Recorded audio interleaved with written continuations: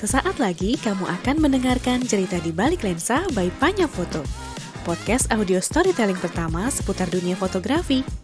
Selamat mendengarkan ya.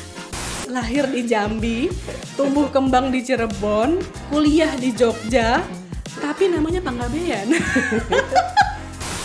Terus ini gimana? Nggak tahu. Semua pertanyaan dijawab dengan ketidaktahuan. Kamu itu keras kepala ya, kayak gitu kan. Terus kan gue langsung ngebatin lah. Bapak kurang keras kepala apa? Ini anak gila kali ya. Halo, selamat pagi, siang, sore, malam Sobat Panya. Kembali lagi di cerita di balik lensa by Panya Foto. Suarakan visualmu. Ya, akhirnya hari ini aku bisa ngobrol sama seorang narasumber yang perempuan. Kemarin tuh semuanya laki-laki ya. Kita liatin semuanya laki-laki gitu ya. Ya, perspektifnya juga bagus, tapi kita butuh representasi perempuan dong tentunya ya. Di dalam dunia fotografi yang stereotipnya sih maskulin ya. Tapi bagaimana menurut seorang narasumber kita ini, dia bisa bertahan di dunia fotografi yang punya stereotip maskulin seperti tadi. Apakah dia punya strategi tertentu agar bisa bertahan di dunia fotografi tersebut, atau dia nyaman-nyaman saja dengan dunia fotografi yang maskulin, atau jangan-jangan dunia fotografi sekarang sudah tidak maskulin lagi seperti stereotip zaman dulu. Langsung aja kali ya kita ngobrol sama Kak Ocha, Rasa Panggabean. Apa kabar Kak Ocha? Baik. Mantap. Sehat. Mantap. Kak Ocha ini membingungkan ya. Pasti Sobat Panya udah tahu lah ya siapa Kak Ocha. Mentor juga di PFT, PPG juga ya Kak? PPG ya. PPG juga.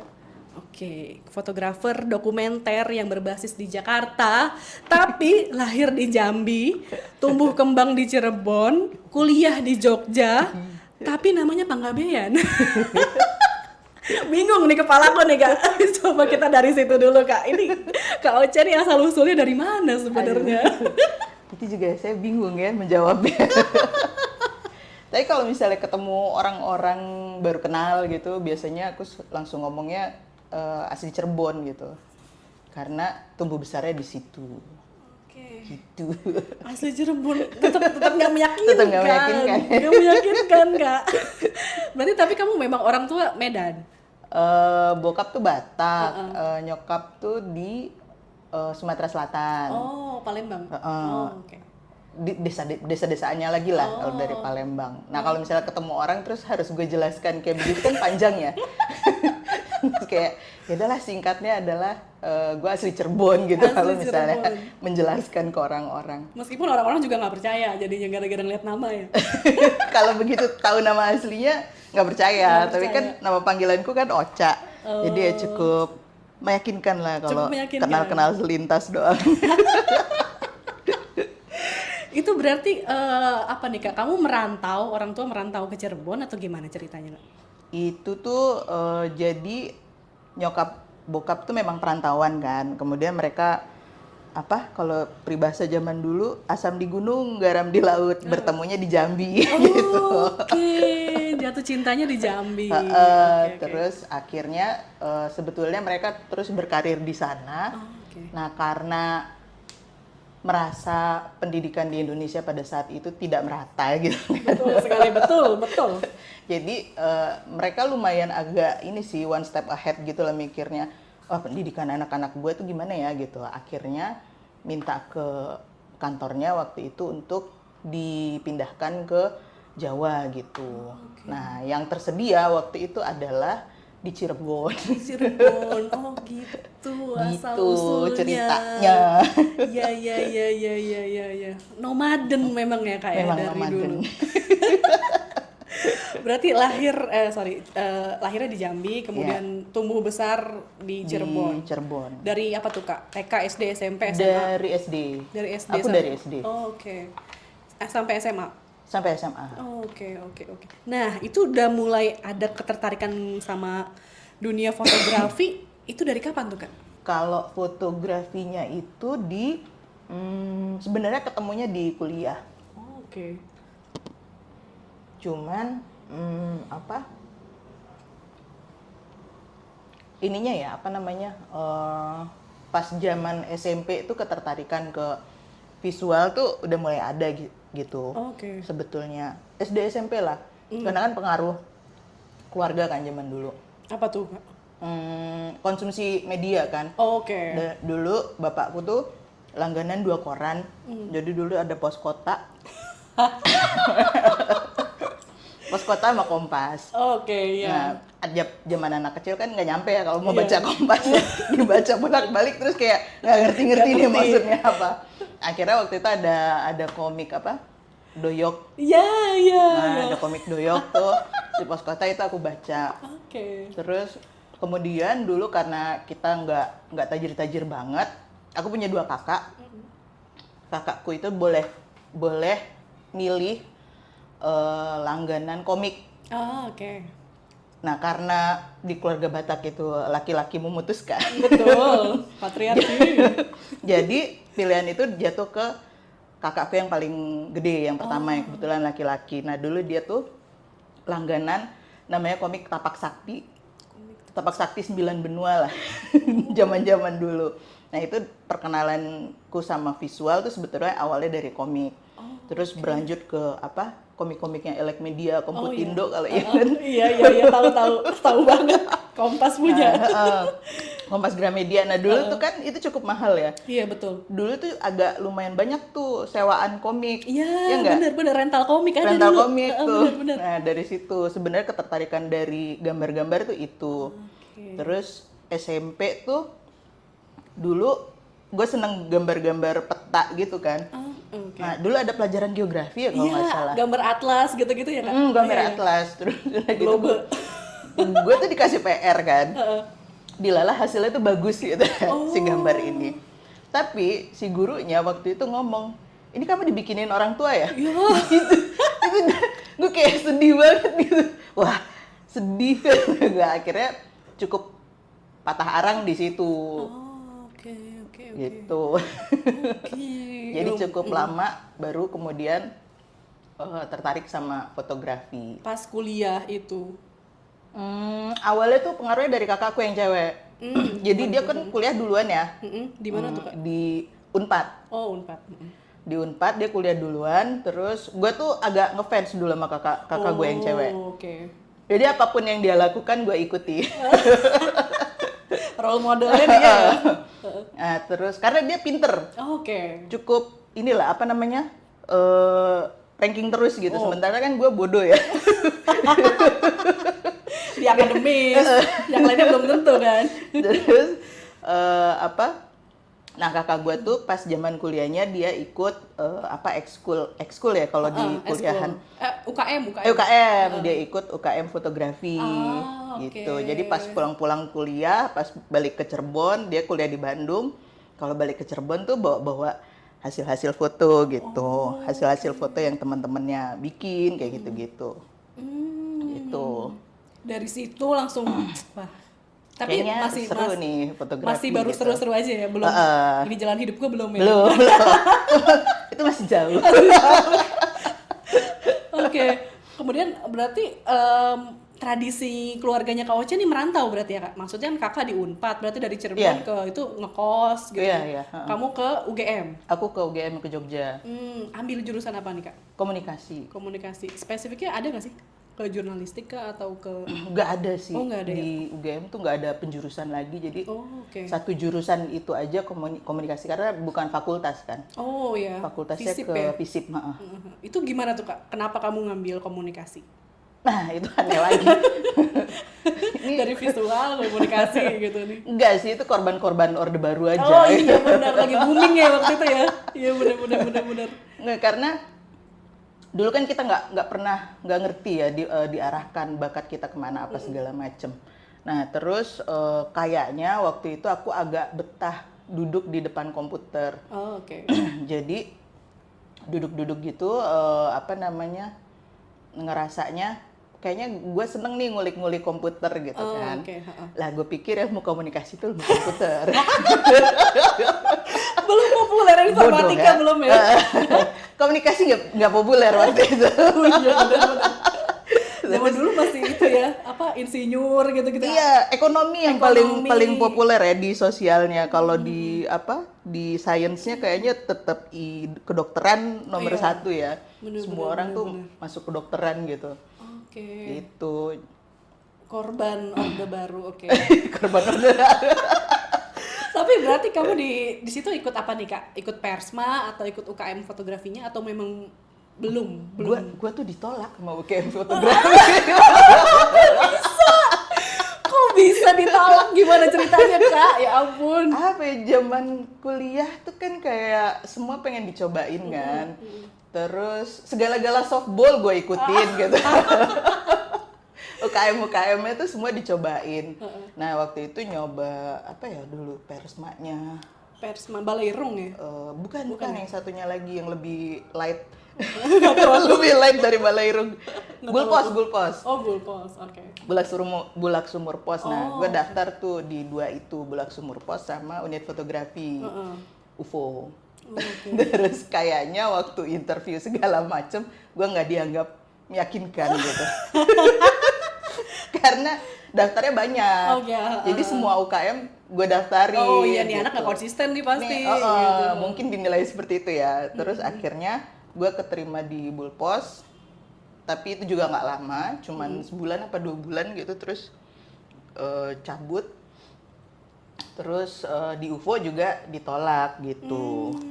Jadinya ikut yang jurusan, karena di jurusan kan nggak ada penerimaan gitu kan. Oh, oke. Apa HIMA gitu ya, Kak? Himpunan Mahasiswa atau Apa ya dulu nama klub foto di komunikasi Oh, ada ya. PPC namanya, Publisia Foto Club yang oke. terus kita plesetin jadi Publisia Fotokopi. Kan nggak motret. Ngapain dong gitu? Ya, cuman jalan-jalan, nggak jelas gitu. Oke, tapi berarti pas di masa itu Kak Ocha udah punya kamera atau memang udah sering Belum. motret? Oh, belum. Belum. Oke. Jadi masih dulu tuh kita pinjem karena aku S1. S1 kan terkenal miskin, nggak punya duit gitu. Betul sekali. Jadi labnya tuh nggak jalan. Oh. Nah, akhirnya kami mendekati asisten dosen untuk menggunakan labnya D3. Oke. Gitu. Oke, berarti pakai alat-alatnya D3. Alat-alatnya D3 dulu. Oke. Kamera punya mereka, studio punya mereka. Yang kemudian kita pakai bersama juga. Oh, oke. Gitu. Nah, dari situ udah mulai apa nih, Kak? Udah mulai lumayan intens memotret, udah mulai serius atau masih sekadar nyoba-nyoba aja? Masih sekadar nyoba-nyoba. Terus waktu itu bersamaan dengan itu karena gue nggak puas dengan apa yang ada di kampus, terus gue mulai ikutan klub-klub yang di luar kampus. Oh, Terus ketemulah sama kamera lubang jarum yang kok kayaknya motret nggak usah pakai kamera, namanya anak mahasiswa ya. Iya. Ini ada yang lebih nggak bermodal lagi. Gitu. Kayak aku ikut ini aja deh gitu ya. Nah dari situ, dari KLJ itu terus ketemu profesional yang kayaknya memberi gambaran soal profesi fotografer tuh seperti apa gitu. Dari situ sih jalannya. Dari situ udah mulai yakin gitu, Kak? Atau masih tapi jadi salah satu alternatif? Jadi salah satu alternatif kayaknya seru ya kalau misalnya jadi fotografer, tapi masih belum tahu ini jalurnya akan kemana gitu. Gitu. Terus dari situ ya sementara ketertarikan terhadap yang lain-lain tetap dijalanin kan, kayak misalnya film tetap ikutan kayak apa Kineklubnya, terus apa masih berhubungan dengan komunikasi lah, kayak gitu-gitu. TV masih bingung gitu apa mau di mana nih gitu. Semua medium dicobain gitu. Semua ya? medium dicobain waktu itu. Oke. Nah, waktu di kampus itu sempat pameran juga nggak, Kak? Sempet. Oh, oke. Sempet pameran sama waktu itu kolaborasi ya antara ISI sama UGM. Oke. Sempet kolaborasi juga, terus pamerannya di selasarnya UGM. Terus kayak aku waktu itu mulai bingung, oh ada ya foto yang konseptual kayak gitu-gitu. Oke, berarti awalnya memang Kak Ocha ini motretnya apa nih, Kak? Awalnya ya karena klub foto itu diajakin hunting. Foto jurnalis gitu ya. Dulu kan istilahnya hunting foto ya, mencari apa? Karena ada hobis, ada fotografer profesional. Ya udah jalan kemana, terus motret apapun yang ada, terus motret-motret kebudayaan. Jogja kan banyak festival ya. Terus itu selalu kayak ikut-ikutan motret festival kebudayaan meskipun nggak tahu ini tuh buat apa ya gitu. Terus nanti sama orang apa teman-teman yang ada di klub foto itu terus di apa ya dikomentarin lah fotonya, oh ini kamu komposisinya kurang bagus gitu, walaupun masih nggak ngerti juga gitu. Kayak, ini apa ya gitu. Kayaknya referensi kan nggak terlalu banyak ya pada zaman itu. Betul Gitu. Berarti karya kamu yang pertama kali dipamerkan itu masih inget Kak temanya soal apa? Kebudayaan? Waktu itu yang dipamerin tuh aku inget banget sih, itu kayaknya motretnya hasil dari motret di apa ya namanya Taman Sari ya kalau nggak salah, tempat wisata yang di Jogja itu. Jadi kami dibawa beberapa kali lah motret bolak-balik ke situ, ke Taman Sari situ, Taman Sari Jogja, motret apapun lah di situ. Terus waktu itu tuh ada anak-anak sekolah bubaran, entah pulang sekolah entah berangkat sekolah ya, bubaran deh kayak bubaran sekolah gitu, anak-anak SD kecil-kecil gitu. Terus pas di review setelah dicetak, dulu kan dicetaknya pakai, karena kita belajar pakai film ya. dicetaknya tuh kan di kontak print gitu kan, jadi satu roll itu bisa dari macem-macem area tuh, nggak cuma di situ aja, karena diirit kan, duit sedikit gitu. Terus aku agak lupa itu kameranya apa. Terus intinya pas di review pas senior gue tuh ngomong, ih ini foto siapa nih? Kok jurnalistik banget kata dia gitu. Terus gue juga nggak ngerti ini genre apa lagi gitu. Oh akhirnya kurasinya gitu ya, kurasinya sama senior. Oh ini fotonya oke nih gitu ya. Dulu ada seniorku, nggak tahu ya sekarang dia juga di mana. Semoga baik-baik saja ya di sana ya. Nah berarti itu semester berapa tuh sorry Kak? Udah. Aduh itu semester masih awal-awal banget masih ya. Awal-awal. Oke. Gitu. Kemudian setelah pameran itu kamu makin percaya diri nggak Kak? Makin yakin gitu? Semakin Sedikit percaya diri dan yakin? Nggak percaya diri banget ya tetap karena ya itu balik lagi masih ada pilihan-pilihan lain, apa mau ke film, apa mau ke TV gitu. Nah pokoknya intinya aku suka motret, suka memotret, kemudian mulai lihat-lihat pameran foto di Jogja banyak banget tuh. Terus ya itu, terus mulai tertarik dengan visual storytelling tapi lewat fotografi gitu. Oke. Nah itu pameran banyak di Jogja yang kamu masih inget tuh Kak, yang paling berkesan banget? Wah itu mungkin yang bikin aku sangat tertarik sama jurnalistik ya. Dokumenter sorry, okay. Bukan jurnalistik. Jadi yang aku ingat pertama kali itu aku lihat pameran yang bikin terpukau banget tuh adalah satu salon foto. Di Benteng Vredenburg. Jadi itu pemenang-pemenangnya salon foto lah pada saat itu. Dicetaknya gede-gede, terus fine art kayak gitu-gitu kan. Nah itu aku, wah ini megah sekali gitu pameran ini gitu kan. Terus berapa minggu kemudian kalau nggak salah berapa bulan ya, kemudian aku diajak sama seniorku yang kebetulan dia Mas Akik, sekarang dia aktif di Mes 56. Diajak tuh sama Mas Akik yang The Gang lah waktu itu. Ayo lihat-lihat pameran foto di Mes kan. Gitu. Terus udah ya tau sendiri lah Mes pada zaman Mes lama ya, bukan Mes yang baru sekarang. Mes pada zamannya itu kayak apa sih kos-kosan terus dibikin pameran gitu. Waktu itu aku ingat yang pertama pameran itu Oscar Motuloh. Yang nyanyian Peripheral. Nyanyian Peripheral deh kan, yang foto-foto di Prancis. Yang dia mengunjungi makam-makam sastrawan kalau nggak salah. Nah itu aku inget banget, feelingnya beda karena yang pertama ngeliat salon foto itu ngerasanya grande gitu, megah sekali. Sementara pas lihat foto-fotonya Bang Oscar itu tuh kayak ini apa ya? Kok beda lagi gitu. Tapi aku tahu aku tertarik gitu. Oke. Meskipun nggak ngerti ya. Tapi apa feel apa yang pertama kali sampai ke kamu Kak pesan? Apa ya? Apa sih feeling yang membuat oh ini hal yang berbeda lagi gitu. Oke. Sampai akhirnya kemudian mau membuat aku membaca ceritanya tuh apa sih gitu. Oke. Terus dari situ aku datang lagi ke MES, ke pamerannya Fasad Yudi Suryatmojo. Nah itu juga lebih ajaib lagi sih. Apa tuh? Terus kayak Tentang apa ini, tuh Kak? Fasad tuh kayak tentang ini deh, apa perjalanannya dia di Eropa juga deh. Si Fasad ini.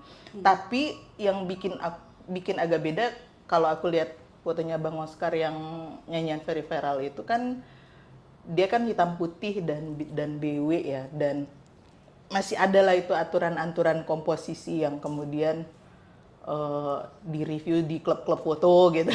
Masih ada tuh kan.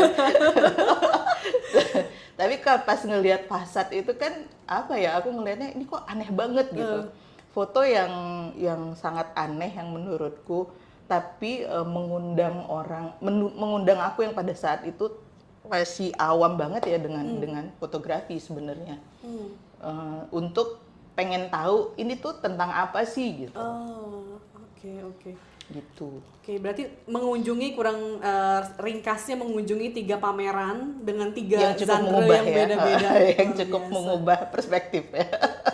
Nah, setelah berhasil pameran, terus mengunjungi banyak pameran, kemudian apa nih Kak step selanjutnya setelah Kak Ocha lulus dari FISIP UI, UGM, FISIP UGM. Itu gimana tuh Kak? Kamu sudah punya mapping karir sebagai fotografer atau apply ke banyak profesi?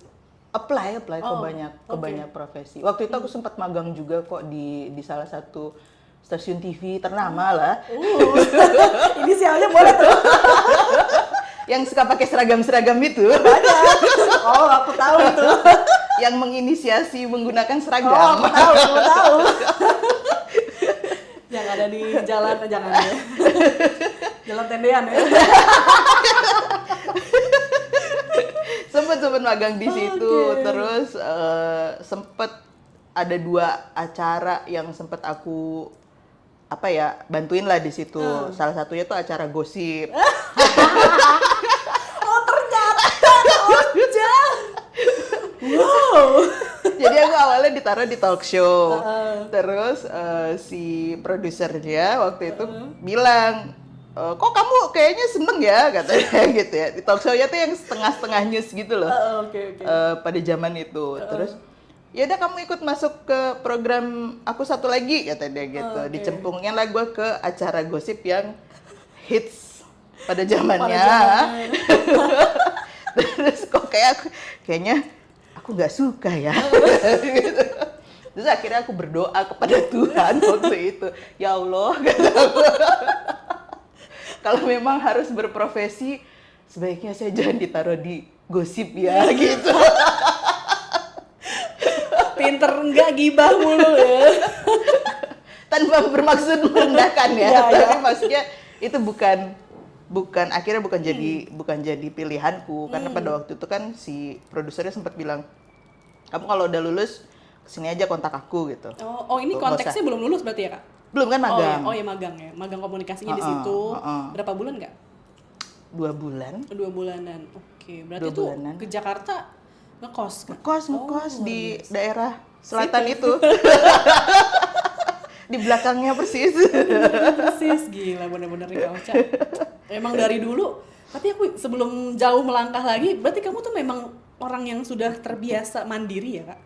Maksudnya jauh nih, kamu pertama dari Jambi, kamu ke Cirebon, terus kamu ke Jogja, terus kamu magangnya di Jakarta. Memang udah biasa aja gitu, kayak ngekos, kemudian ngurus diri sendiri, nggak ada takut kemana-mana gitu. Itu kayaknya ini ya, memang orang tuaku salah didikan kayaknya. Gimana tuh? Karena kan gue anak terakhir ya. Terus kayaknya mungkin mereka sudah berpengalaman dengan 2 anak sebelumnya. Ini kayak dilepas-lepas nggak apa-apa gitu. Oh iya. Terus jadi anak ketiga nggak apa-apa gitu dilepas-lepas. Oke, mendidikan orang tua ya. Iya, iya, iya. Tapi aman-aman aja kan Kak? Kamunya juga nggak ngerasa takut pergi Enggak jauh sih. kemana-mana sendiri? Heeh. Oke. Tapi ya itu sih kata aku inget apa ya omongannya temenku di klub foto deh kayaknya gitu. Pokoknya kalau kalau kemana-mana asal niatnya baik, insya Allah selamat gitu. Terus kayak gue yang ya udahlah gitu. Oke. Selamat terbukti ya. Ya syukurnya gitu. Oke. Berarti 2 bulan tuh, di sana kamu berarti kreatif Kak atau apa jatuhnya? Production assistant. Oh, produksi. Oh, PA. PA. Iya. Oke. Nah, setelah dari situ kamu berdoa, semoga gue lulus gak jadi begini. Iya. Dari situ terus mulai belajar nulis juga kan, maksudnya kalau di komunikasi kan dulu juga kayak disuruh bikin skrip atau apa segala macem gitu kan. Nah, belajar nulis tuh temenku dulu ada yang ngajarin, terus coba deh kirim-kirim ke media jalan-jalan gitu, media traveling gitu. Jadi gue iseng, terus walaupun bayarannya nggak seberapa gitu, akhirnya kayak mulai ikut ngirim-ngirim, diterima kok, seneng banget gitu. Di majalah apa tuh Kak? Kamu masih inget gak? Judulnya jalan-jalan deh kalau nggak salah ya, apa travel apa gitu, gue lupa. Oke, itu udah mulai terbit di beberapa media, jadi sambil motret juga kamu juga senang nulis. Nggak seneng sih, Ya, berusaha. tuntutan. Biasanya mata kuliah tuh aku juga gitu Kak. Dulu kan aku kuliah jurnalistik kan. Jadi ada kewajiban, pokoknya kalau dia sampai tembus muat di media nilainya A langsung. Oh gitu. Iya. Oh iya. Mungkin itu salah satu yang bikin aku lulus ya. Oke, berarti udah mulai ngirim-ngirim. Selain di majalah itu ada lagi Kak? Kamu yang Ada dulu yang bikin agak cukup bangga tuh ini di jurnal perempuan, 1 halaman penuh. Oh my. Tapi bukan tulisan ya, foto ilustrasi gitu. Wow. Temanya apa tuh Kak? Buruh perempuan kalau nggak salah waktu itu temanya. Wow. Itu juga yang masukin temanku. Terus aku ingat banget tuh dibayarnya 150.000 1 frame. Lumayan banget. Karena satu halaman penuh. Wow, mau dicatat nih. Jurnal perempuan edisi berapa tuh? Itu aku lupa. Aku langganan, tapi kayaknya kalau yang edisi terlalu lama belum tuh. Nanti aku cari. 2000 berapa ya? Harusnya sekitar 2006, 2007 kali ya. Boleh. Itu kita cukup kayak bikin, wah ternyata bisa masuk gitu. Gila, itu prestis banget Kak. Jurnal perempuan sangat prestis. Gitu ya. Magang di situ aja aku nggak lolos. Jadi curhat. Mbak Nike udah jadi Komnas. Oke. Wow, foto udah mulai dimuat di media gitu lah ya, di jurnal, terus tulisan juga udah mulai dimuat di media. Nah, itu makin pede dong. Kalau aku jadi Kak Ocha sih aku lulus gua jadi wartawan pasti nih. Jadi fotografer udah percaya diri dong. Gimana nih Kak lulusnya? Enggak, kalau dulu kan sebenarnya kayak belum populer ya jadi freelancer gitu. Kayak masih bingung nih jalan, dan pilihannya juga nggak banyak ya. Jadi akhirnya pilihan satu-satunya adalah apply ke media arus utama lah gitu. Terus kebetulan waktu aku diancam segera lulus oleh ibuku, kalau nggak aku ongkosin lagi. Aku kuliah lama, 6,5 tahun. Waduh, lama sekali. Seperti mahasiswa kedokteran. Jadi kalau dulu kan 7 tahun udah harus di DO kan. DO. Nah, terus akhirnya diancam lah, nggak diongkosin gitu kan. Terus ada lowongan jadi fotografer, jurnalis foto di Jawa Pos waktu itu di Surabaya. Oh, cabang Surabaya, iya. Oh, Surabaya itu pusatnya pusatnya. justru. Iya, benar. Jakarta tuh cabangnya. Iya, benar. Di Jawa Posnya gitu. Terus aku apply di situ. Terus dilalah tuh keterima. Tapi ya itu pakai portfolio yang selama aku motret hunting-hunting nggak jelas gitu. Dari hunting-hunting nggak jelas. Tapi portfolio jurnal perempuan masukin dong, pasti dong. Kayaknya enggak malah ya. Gimana sih? Aku nggak ingat bahwa itu seprestis itu gitu. Astaga. Itulah makanya itu kan kayak menggambarkan kita tuh bener-bener nggak tahu dunia apa yang sedang kita selami ya. Bener. Oke, keterima tuh Kak berarti? Keterima di Jawa Pos ke Surabaya aku setahun. Melancong lagi guys dari Jakarta, Jogja, kita ke Surabaya. Oke, nah gimana tuh Kak? Kamu 1 tahun di sana, jadi fotografer apa? Metropolitan, desk-nya atau feature? Lifestyle. Wih, lifestyle. Ini nih. Liputan Karena cantik memang gitu stereotip perempuan kan, terus benar. kan kita batch-nya itu keterima 3 orang fotografer, 2 laki-laki, 1 perempuan. Oke. Terus 2 laki-laki ini kemudian langsung ditaruh di Metro, kemudian ada yang satu lagi dulu di Porong Sidoarjo tuh, yang lumpur itu, terus aku ditaruh di rubrik Visite. Oke, iya ini stereotyping bener banget. Aku inget banget, aku juga kuliah jurnalistik gitu, komunikasi, stereotypingnya gitu. Perempuan kamu jangan liputan politik, hukum.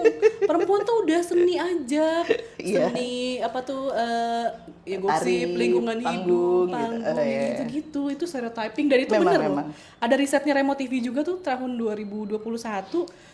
Salah satu alasan banyak mahasiswi jurnalistik tapi jarang jadi jurnalis ketika lulus karena banyak stereotyping juga yang akhirnya mengekang mereka, padahal passionnya mungkin aja politik, hukum, suka lingkungan, isu-isu keras HAM, tapi akhirnya karena stereotyping perempuan lemah. Liputan aku mengalami sendiri teman-teman, sobat Panya. Jadi aku tuh waktu itu ada ini tsunami Selat Sunda tuh Kak Ocha. Oh, yang Krakatau kemarin. Itu tuh harusnya aku yang turun, tapi karena aku dilihat kamu perempuan nggak bakal tahan nih liputan bencana gini akhirnya yang laki-laki yang jalan. Padahal apa buktinya aku nggak bisa gitu loh. Kesel. Nah itu Kak Ocha, ngomong-ngomong selama 1 tahun di Jawa Pos itu ngalamin kayak gitu juga Kak? Maksudnya dengan kamu dimasukin ke desk gaya hidup gitu, kamu sebenarnya nyaman memang dengan dunia itu? Karena awalnya memang aku nggak tahu jurnalistik sama sekali ya. Meskipun kayak udah beberapa kali berusaha jadi kontributor apa segala macam. Secara industri aku nggak paham. Jadi ya udah diterima aja gitu pada saat itu. Dimasukin ke mana namanya? Ke rubrik lifestyle. Dilalahnya blessing in disguise, salah satu temenku baru 3 hari pelatihan itu dia langsung resign karena dia ketemu di media yang lebih besar. Terus akhirnya dia langsung resign. Kita masih kontak-kontakan sampai sekarang. Terus udah gitu karena resign jadi akhirnya aku juga harus membantu mengcover desk-desk yang lain gitu. Jadi kamu nggak cuman lifestyle doang, jadi keliling. Tapi sejauh kamu keliling dalam setahun itu kamu lebih nyaman isu apa? Masih belum ngerti ya pada saat itu karena posisinya waktu itu sebenarnya fotografer itu yang sampai sekarang masih dipermasalahkan oleh fotografer pewarta foto kebanyakan, posisinya selalu second line. Jadi waktu di Jawa Pos itu aku kebanyakan ngikutin penulis, request dari penulis gitu. Nah, sementara kalau misalnya mau motret sendiri pun atau mau bikin isu sendiri itu waktunya udah habis. Dengan request itu gitu. Jadi ya belum sempat mengetahui gue passionnya di mana gitu. Karena selalu by order ya. Iya, selalu by order pada saat itu. Jadi akhirnya waktu itu setahun tuh kayaknya aku berkutat dengan teknik fotografi ya. Karena harus memenuhi request dari lifestyle, kemudian dari motret makanan sampai motret apa? Demo gitu kan. Terus kayak ini apa ya? Kenapa misalnya foto makananku jadi kurang menarik ketimbang teman kerjaku yang lain yang memotret gitu. Oh. Gitu. Jadi lebih banyak berkutat di situ pada waktu setahun itu. Bener-bener praktik lapangan lah sambil bekerja sambil belajar gitu Iya, ya. Oke. Itu lumayan sih, lumayan sangat membantu sih itu. Nah, kamu selama 1 tahun itu ya Kak, maksudnya di media nasional gitu, kemudian kamu adalah minoritas gender gitu sebagai perempuan, kamu pernah merasakan apa tuh Kak? Selain kamu memang tadi dari awal udah di stereotyping karena kamu perempuan masuk gaya hidup, kamu pernah ngalamin apa lagi nih? Lagi liputan, ada something kah atau apakah dari teman kerja atau apa? Kayaknya nggak terlalu ya waktu di Surabaya. Oh, oke. Pengalaman jadi minoritinya nggak terlalu kentara. Mungkin juga saya nggak terlalu menyadari jangan-jangan waktu itu masih terlalu muda sepertinya untuk memahami bahwa ini mungkin stereotip atau ini mungkin tidak boleh dilakukan atau apa gitu. Belum ngeh lah, belum sadar ya. Oke. Nah, kemudian setelah di Jawa Pos tuh setahun belajar bekerja, kemana lagi nih Kak Ocha? Terus karena aku capek ngikutin request reporter dulu, karena aku pengennya jadi waktu itu kayaknya mungkin tugas jurnalis nggak gini kali ya gitu, maksudku tugas pewarta foto nggak gini kali ya. Akhirnya aku memutuskan cabut. Terus karena waktu itu lagi-lagi belum ada term of freelance gitu ya, belum ada istilah freelance. Terus tiba-tiba temanku yang kita dulu sama-sama ngelamar foto, dia nggak keterima di Jawa Pos, dia keterima di Antara. Jadi dia jadi stringer di Antara. Terus dia ngasih tahu, nih Ca ada lowongan kata dia gitu, untuk jadi staff. Terus penempatannya di Medan. Di Medan. Akhirnya nama Panggabean pulang ke rumahnya. Oh iya, dulu tuh nama panggungku bukan Rosa Panggabean di Jawa Pos. Dulu tuh namanya Rosa Bean. Oh, Rosa Bean. Saking aku nggak pede pakai nama marga cuy. Jadi gue potong belakangnya. Oke, kalau misalnya kadang-kadang orang-orang terdekat itu memanggil aku Bin. Oh, gitu. Bin. Itu dari Bean itu. Ini fakta baru nih sobat tanya nih. Ya ampun, saking Kak Ocha nih udah melalang buana sampai takut nih sama namanya sendiri. Karena kalau ketemu sama orang Batak mungkin kamu langsung diajak ngomong Batak gitu-gitu ya. Langsung baru apa kau? Kampungmu di mana? Kan gue stres ya. Gue nggak diajarin ya mama bapak gue gitu kan. Oke, lucu Gitu. banget. Okay. Nah, dapat tadi info lowongan staff, kamu apply Kak. Terus gue apply, terus separohnya tuh pengen tahu kampung leluhur gue tuh kayak apa sih gitu. Biar nggak bin lagi nih. biar gue cukup pede gitu menyandang marga gitu kan. Terus ya udah, akhirnya gue apply. Kayaknya orang Antara juga ketipu dengan marga itu. Batak banget, pas gitu. Medan. Begitu nyampe kan keterima nih jadinya di Antara. Begitu nyampe di Antara ngobrol, gue lebih fasih bahasa Jawa. Terus udah keterima cuy, udah taken kontrak. Bahaya. Terus kayaknya Kak Bironya mulai berpikir gitu, kayak gue salah pilih orang kali ini ya gitu. Gara-gara marga ini salah lah kita lah. Alamak salah ini. Aduh, Gitu. gimana dong? Terus mereka gimana tuh pada akhirnya? Tapi kamu beneran ke Medan nggak? Enggak. Oh enggak. In the end gue tuh belum, gue itu baru menginjakkan tanah leluhur gue tuh tahun kemarin. sebelum ke situ Kak, Berarti kamu gimana nih nasib dengan Gue Antara? apply, kemudian untuk penempatan di Medan. Terus ternyata kan lowongan itu tuh untuk staff ya. Ternyata kalau di Antara tuh kalau lo mau jadi staff lo harus melewati beberapa pendidikan. Terus harus ada uji coba, susah lah pokoknya. Terus akhirnya udah gue ikutin aja. Jadi gue ikutin pendidikannya dulu. Terus pendidikannya tuh 6 bulan, cukup lama juga sih itu. Pendidikan pewarta Antara. Habis itu setelah 6 bulan, gue pikir lah setelah 6 bulan saya dikirim nih Pak gitu. Ke rumah leluhur saya nih gitu. Terus oh jangan dulu, kamu Waduh. harus praktek dulu di sini, kan kemarin baru pendidikan gitu. Akhirnya praktek dulu 3 bulan. Sorry Kak, ini berarti praktiknya di antara Jakarta dulu? Jakarta, Oh, oke. Jakarta. Jadi Pasar dari baru. dari Surabaya gue pindah Ke Jakarta. ke Jakarta dulu gitu. Bener nih orang ini. Terus Kak? Terus udah ikut pendidikan segala macem, terus pokoknya ada yang bermasalah gitu dengan SK pengangkatan gue sehingga gue tuh nggak dikirim-kirim ke Medan sampai guanya capek. Nih kok gue nggak dikirim? Udahlah di Jakarta aja gitu. Karena waktu itu juga sebenarnya niatnya nggak pengen lama juga di antara. Oh, pengen memang belajar gitu ya. pengen memang ya namanya masih muda ya, pengen nemplok kota aja Itu gitu. Gen Z zaman sekarang Mbak. Mesti gue tuh loncat itu Gen Z zaman sekarang. Portofolionya tuh setahun kurang. Nggak ada loyalitas. Iya. Tadi awalnya sih gitu emang. Oke. Jadi kalau gue kan tipikal traveler yang nggak pengen buru-buru ya. Jadi pengennya tuh memang menetap di satu kota, terus ya udah terus pindah lagi. Pengennya begitu. Oke. Tapi ya nyangkutnya di Jakarta Nyangkut ternyata. Dan pas di Jakarta memang ada lowongan juga Kak? Enggak. Oh, enggak ada. Jadi gue di hold aja Oh, begitu. Tapi kamu statusnya apa Kak? Berarti di sana? Di antara Staf Medan. Staff Medan tuh. Tapi kerjanya di Jakarta. Tapi kerjanya di Jakarta. Motretnya Jakarta juga? Motretnya di Jakarta. Oke. Jadi kamu kontributor Medan yang di Jakarta? Gitu? Iya. Kirimnya ke sana?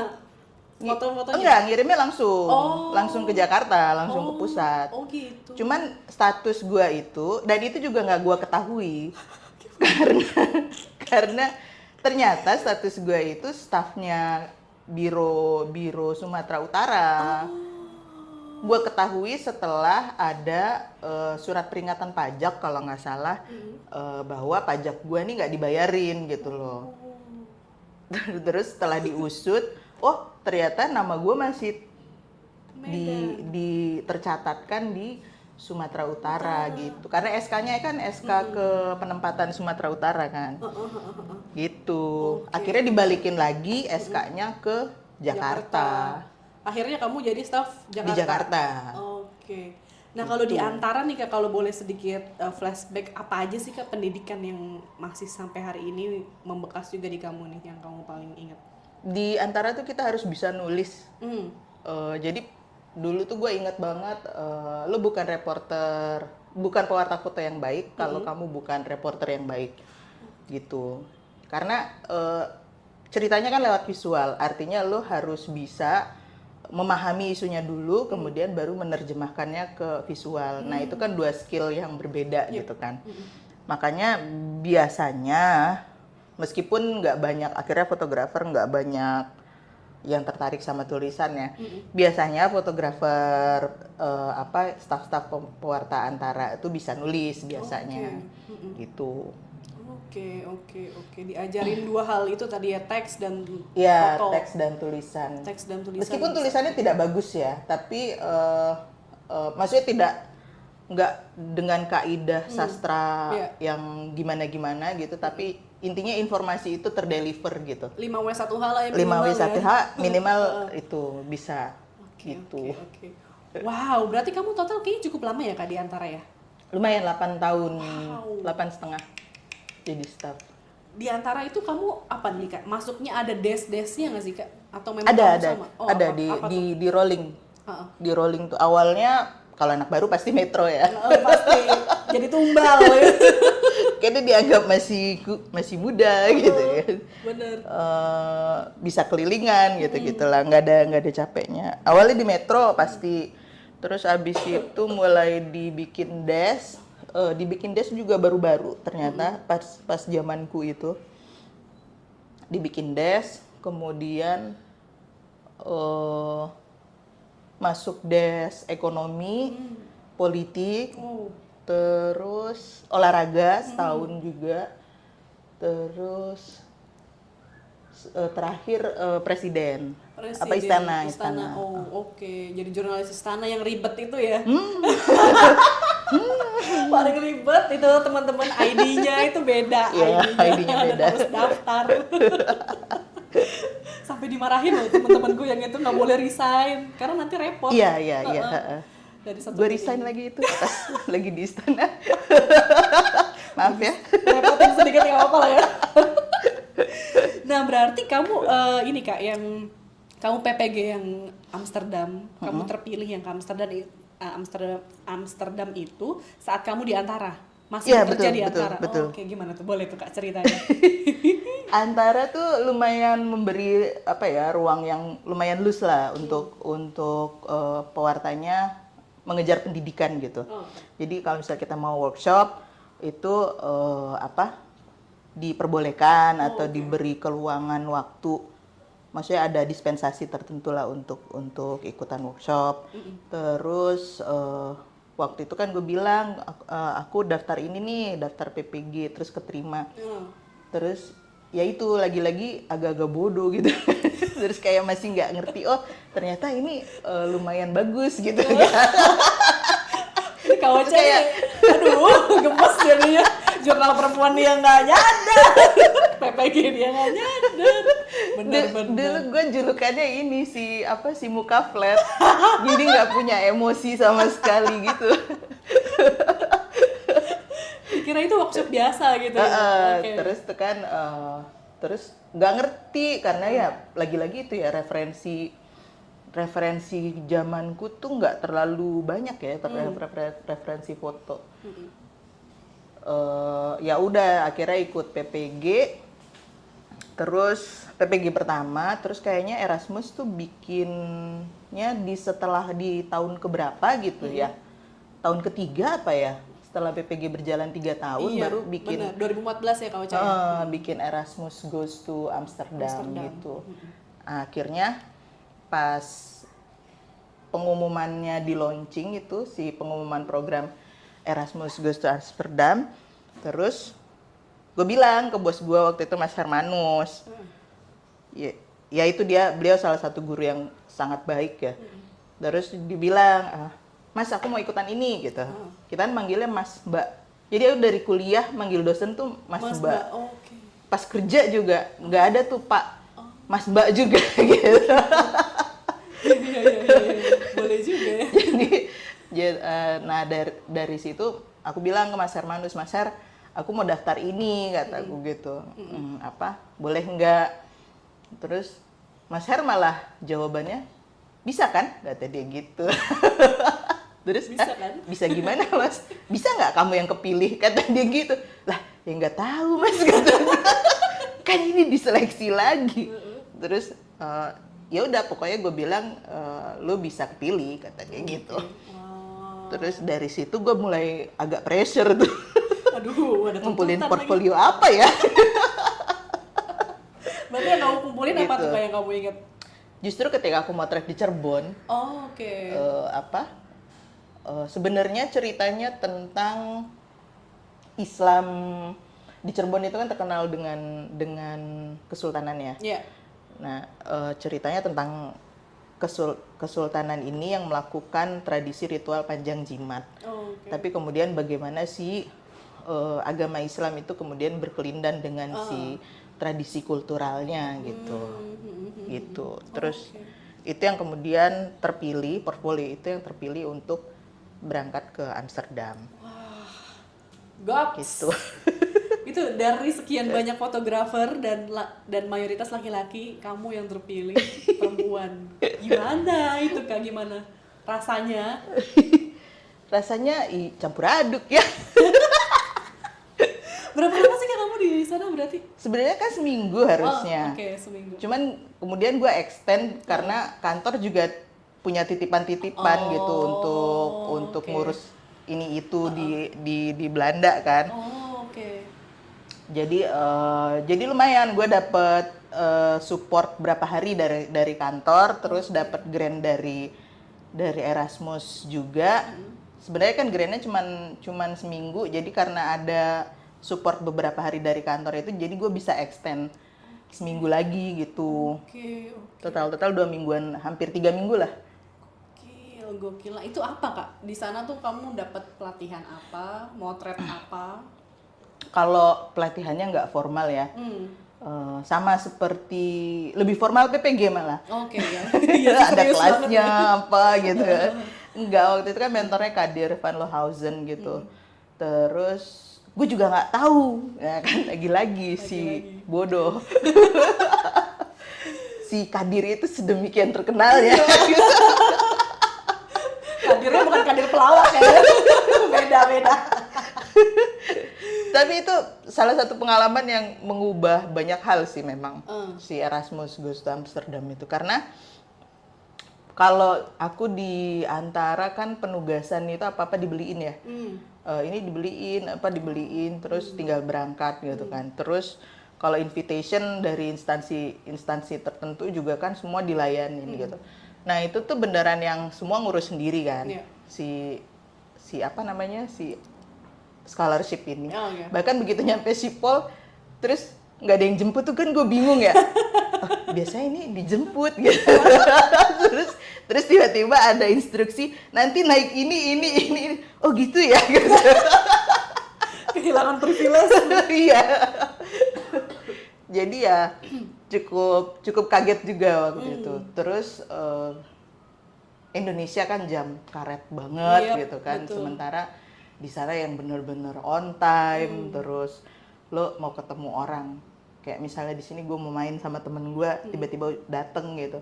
Gak bisa di sana kan bener-bener harus bikin janji. Iya.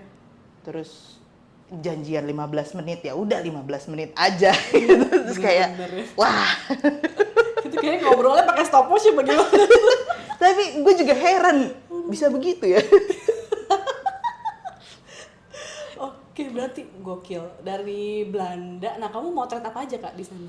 Nah itu tuh kan kita harus bikin story ya di situ. Harus propose kamu mau bikin story apa di sini. Ya. Karena bahasa Inggris gue waktu itu nggak terlalu bagus, cuma bisa gitu-gitu doang. Akhirnya kayaknya aku pengen bikin cerita tentang orang Indonesia Oke. yang ada di Belanda. Lahirlah si buku ini. Jadi, Cikal bakal. nah itu tuh asalnya dari temenku. Temenku itu S2 di Leiden. Oke. Jadi dia cerita, pas dia pulang dia cerita, aku tuh ketemu orang-orang ini loh di sana gitu. Terus, wah boleh tuh kataku gitu kan. Terus aku tanya-tanya, bisa nggak ya? Nah akhirnya dari tanya-tanya itu ketemu sama peneliti yang mengerjakan hal yang sama. Oke. Namanya Mas Amin Muzakir, orang LIPI. Dari situ aku dikasih kontak-kontaknya untuk ketemu narsum-narsum ini, penyintas-penyintas 65 stateless people lah waktu itu, yang akhirnya jadi warga negara Belanda. Iya. Gitu. Akhirnya aku ke sana menemui satu-satu, terus waktu ditanya Kadir, kamu mau bikin apa? Aksesnya ada apa enggak? Nggak tahu. terus ini gimana? Ya nggak tahu. Semua pertanyaan dijawab dengan ketidaktahuan. Terus mungkin Kadir bingung ya. Ini anak gila kali ya. Bisa lolos tuh begini.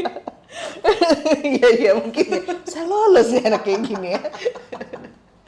Tapi itu berarti pengerjaan Sobat Panya mungkin tahu juga kalau Ocha ini punya buku judulnya Exile tentang penyintas 65 yang dipotret, dan aku suka banget sih bukunya.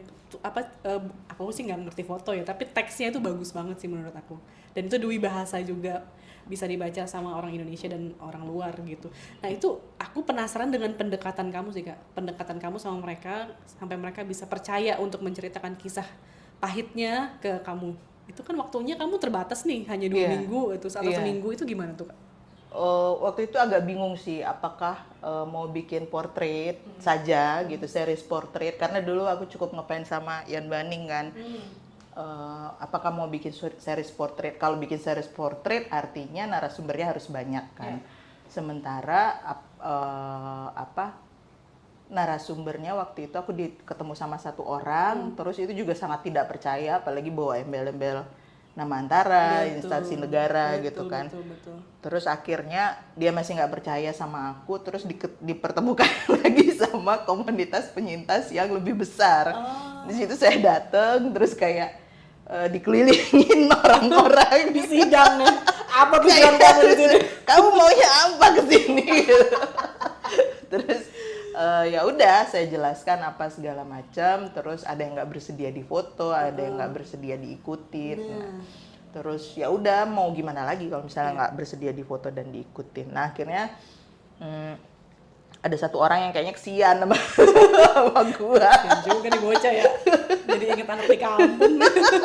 Iya. Terus akhirnya aku disuruh apa namanya ngobrol lah. Yaudah kamu nggak apa-apa deh foto aku. Terus dia akhirnya memberi kontak beberapa temennya yang mungkin mau terbuka juga gitu. Jadi kebanyakan sih mau dituliskan tapi nggak mau difoto. Oh, oke. Gitu. Terus ya karena aku fotografer ya, jadi kayak aku juga agak keberatan gitu kalau misalnya orangnya nggak mau difoto gitu. Nah terus dari itu yang pertama memperbolehkan itu adalah Pak Isa kalau nggak salah. Pak Isa itu kan dia ya intelektual ya, mungkin dia punya pertimbangan-pertimbangan sendiri. Terus kemudian dihantarkan aku ke Pak Isa, masih sangat baik ya, mau menerima. Terus akhirnya ketemu Pak Sarmaji yang paling susah. Yang paling susah itu karena aku beneran nggak boleh motret. Ya ampun. Jadi itu aku dari pagi sampai malam di rumahnya dia, cuman ngedengerin cerita sejarah Indonesia. dari zaman kolonial sampai Soekarno. Dari jam 12 siang sampai jam 9 malam. Ya ampun. Terus cuman dibolehin motret satu frame. Satu frame yang mukanya dia itu ya? Enggak, belum malah itu. Oh, belum. Oh. Terus aku bilang, Pak saya mau ngikutin Bapak gitu. Buat apa? Ini kan udah foto katanya gitu. Terus akhirnya besok datang lagi, begitu lagi, besok datang lagi, begitu lagi.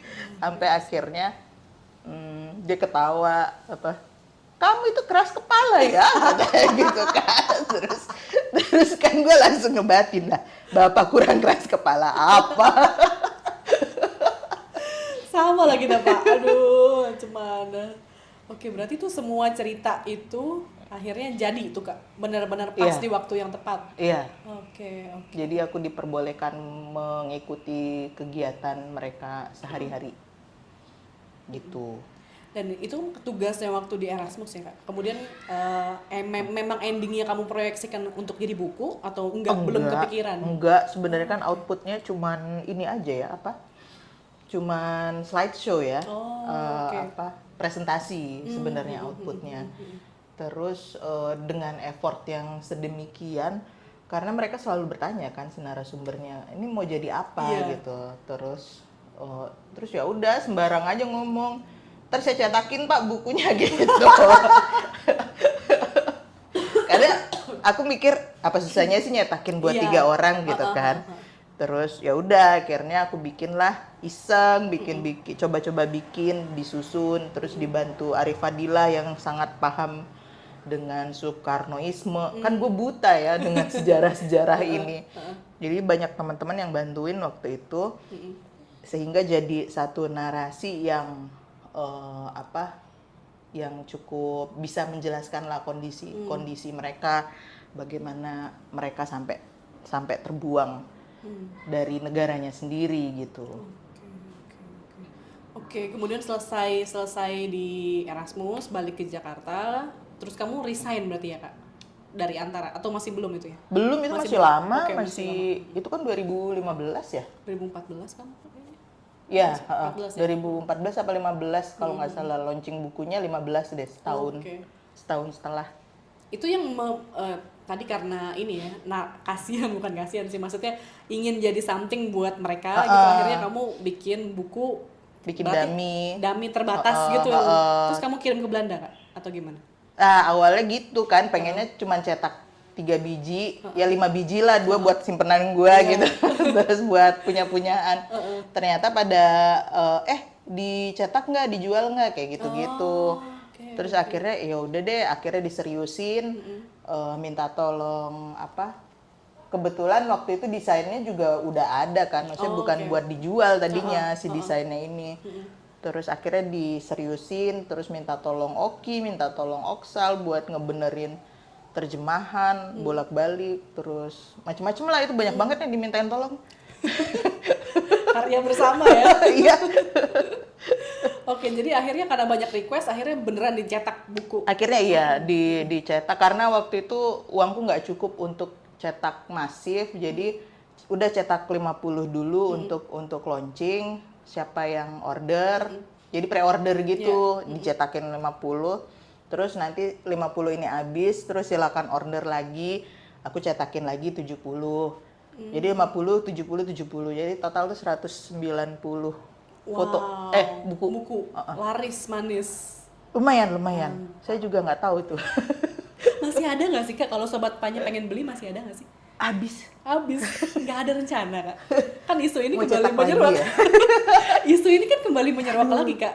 Kalau di berita itu kan mulai banyak liputan investigatif Ya. yang soal anak dari Belanda mukanya Indonesia gitu ya, Oh, iya, mencari iya. ibunya Iya, di iya. Indonesia atau kebalikannya gitu. Itu Iya, kan kayaknya mulai muncul lagi ya.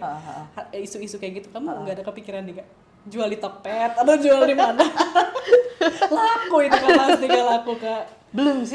Coba lah. belum punya energi lagi buat mantengin cetakan kayak gitu-gitu. Boleh nih Sobat Panya kalau mau bukunya Kak Ocha, Boleh lah kita bikin pre-order lagi nih. pre-order lagi ini barengan sama podcast ini kayaknya Kak Ocha akan banyak DM nih. Kak Ocha mau bukunya, karena beneran bagus banget Sobat Panya bukunya.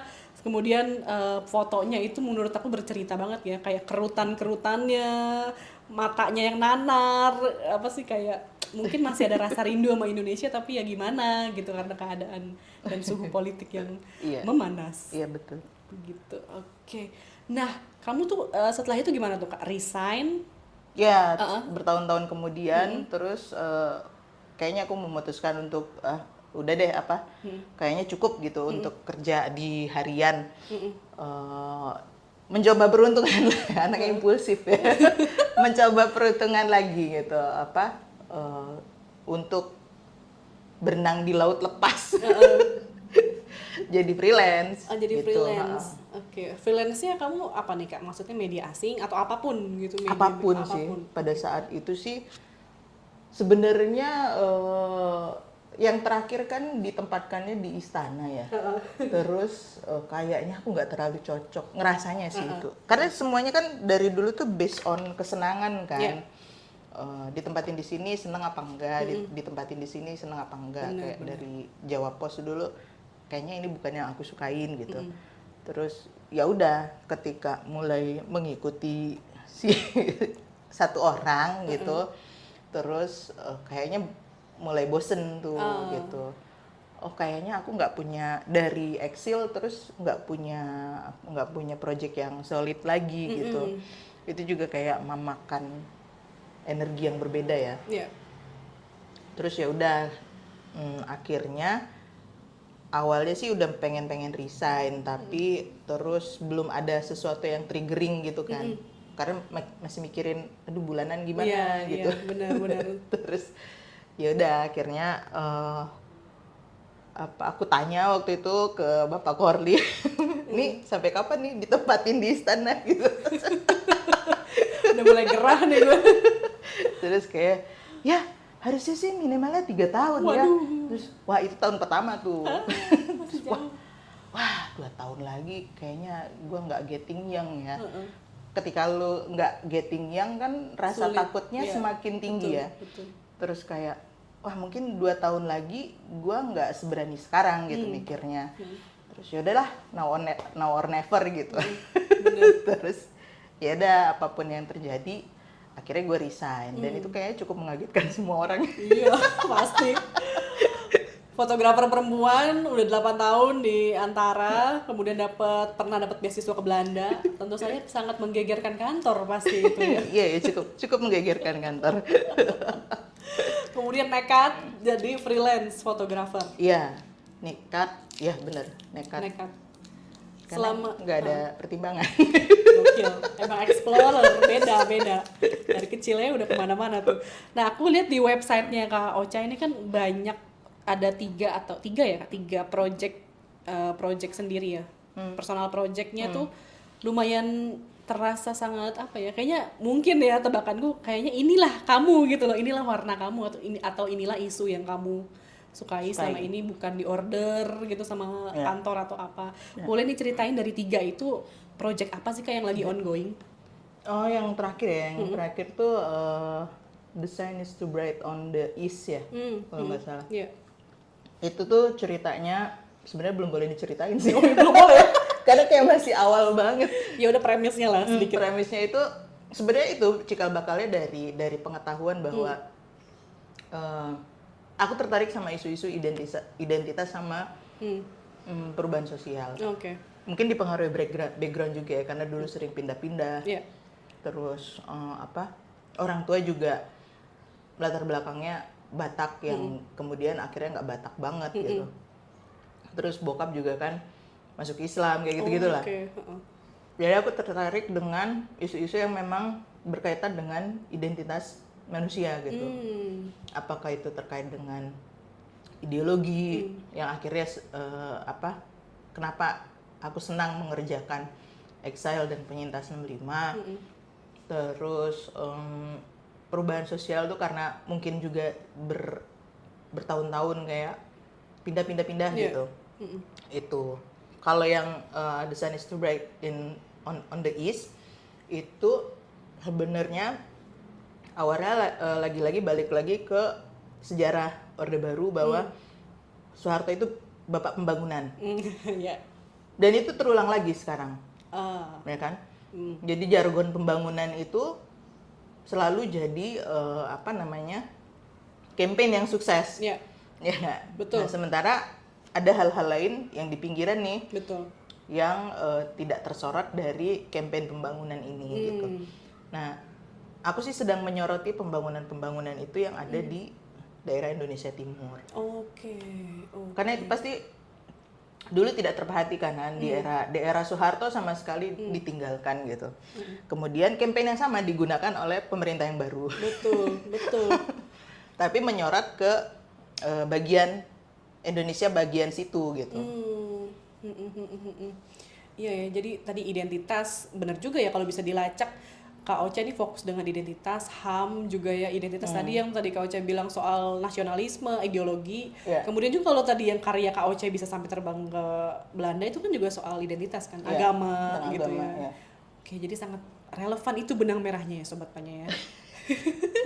Nah itu outputnya akan apa nih Kak? Akan pameran, bikin buku atau apa? Belum sih. Karena progresnya memang belum nyampe 20% ya. Itu gua publish karena ya buat ini aja, kalau mencanangkan ini gue bikin project ini gitu.